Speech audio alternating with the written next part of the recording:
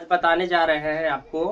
ये आपको 24 है, ठीक है। और इस तरह इतना अच्छा क्वेश्चन, इतना बेस्ट करिए, क्योंकि देखिए अगर हम इस सारे क्वेश्चन को अगर एक समझेंगे तो उस पर हमको 4 बन सकता है प्रश्न को।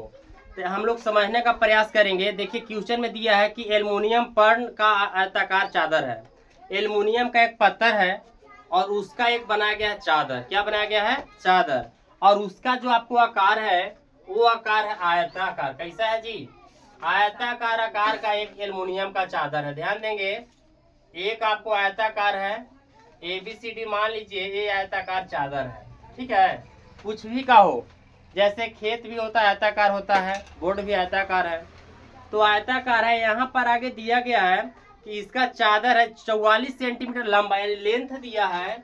इसका जो लेंथ दिया है 44 सेंटीमीटर। जब ये आयता हम बताए थे कि आयत में आमने सामने की भुजा क्या होती है? बराबर होती है। यदि ए लंबाई 44 है तो भी कितना होगा? 44 होगा। और ये जो आपको है बी यानी चौड़ाई, चौड़ाई आपको कितना दिया है? जो चौड़ाई आपको दिया गया है 20 सेंटीमीटर चौड़ा है। देखिए अगर ए 20 सेंटीमीटर होगा तो ये भी क्या होगा? 20 सेंटीमीटर होगा, क्योंकि आप लोग पढ़े कि आयत में आमने सामने की भुजा क्या होती है? बराबर होती है। तो यहाँ पर हमको क्या मालूम हो गया? यानी एक लंबाई है आयत की, क्या आयत की लेंथ दिया गया कितना? यानी 44 सेंटीमीटर। बी कितना दिया है छोटे? 20 सेंटीमीटर। यदि हमको लंबाई और चौड़ाई मालूम है तो क्या इसका हम क्षेत्रफल नहीं निकाल सकते हैं? किसका क्षेत्रफल निकालना है? तो आयताकार चादर का क्षेत्रफल, आयताकार चादर का क्षेत्रफल, चादर का क्षेत्रफल। यानी इसको सही से बोलिएगा आप लोग, इसको डायरेक्टली क्या बोल सकते हैं कि आयताकार चादर के क्षेत्रफल या आयत का क्षेत्रफल क्या होता है? एल गुने छोटे बी होता है। यानी एल गुने एल कितना है जी आपको? एल है 44 और बी कितना है? 20।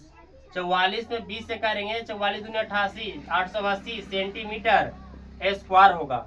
यानी आयताकार चादर का जो हमको क्षेत्रफल आया 480 सेंटीमीटर। आप यहाँ पर ध्यान देंगे,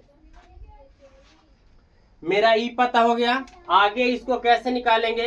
तो आपको यहाँ पर बोला गया है कि एक एल्युमिनियम आयताकार जो एल्युमिनियम की जो परत है उसको मोड़कर एक बनाया गया है बेलन बनाया गया। क्या बनाया गया है? बेलन। जैसे हम लोग समझेंगे कि मान लिया जाए ये आयताकार है, कॉपी एक है और ये कॉपी है, तो मान लिया जाए कि आयत का आकार है। अब इसको अनुदिश मोड़कर यानी ऐसे मोड़ना है, समझ रहे बात को? तब मान लिया जाए कि अगर मोड़ेंगे तो ये क्या बन जाएगा? एक बेलन बन जाएगा। क्या बन जाएगा? बेलन। समझ रहे हैं? ऐसे मोड़ना है हमको। तो जब अनुदिश मोड़ेंगे तो यहाँ पर बताइएगा बेलन की मेरा ऊंचाई कितना हो जाएगा? बेलन की ऊंचाई जो मेरा प्राप्त होगा कितना हो जाएगा? ऊंचाई हो जाएगा 20 सेंटी। देखिए कैसे मोड़ा गया, इसको जब ऐसे मोड़ा गया तो एक बेलन बनाया गया। देखिए कैसे बनेगा, एक आपको इस तरह से एक बेलन बनाया गया। क्या बनाया गया? बेलन। तो जब बोड़े इसको तो इंच कितना हो गया जी? इंच हो गया आपको 20 सेंटी। लेकिन क्या इसको रेडियस पता है? रेडियस हमको त्रिज्या मालूम नहीं है। तो बताइए क्या हम बोल सकते हैं कि बेलन आयत का जो क्षेत्रफल होगा वो बेलन का क्षेत्रफल बराबर हो सकता है कि नहीं? होगा। तो यहाँ पर निकालेंगे बेलन का वक्र पृष्ठीय क्षेत्रफल क्या होता है छोटे? 2 पाई आर एच। 2 गुने पाई के मान 22/7। आर दिया है? आर नहीं दिया है, लेकिन हाँ एच दिया है। कितना है आपको? 20। और क्षेत्रफल कितना है? 880।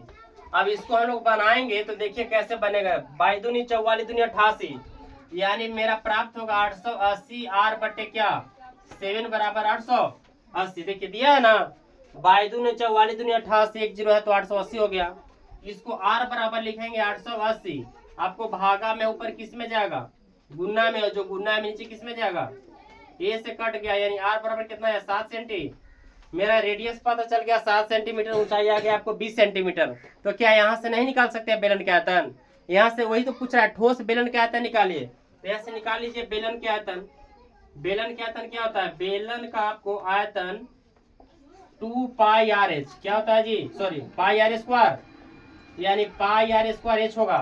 पाई के मान आपको पते हैं, आर हमको मालूम चल गया है, ये चाहिए है, तो आप निकाल सकते हैं यहाँ से।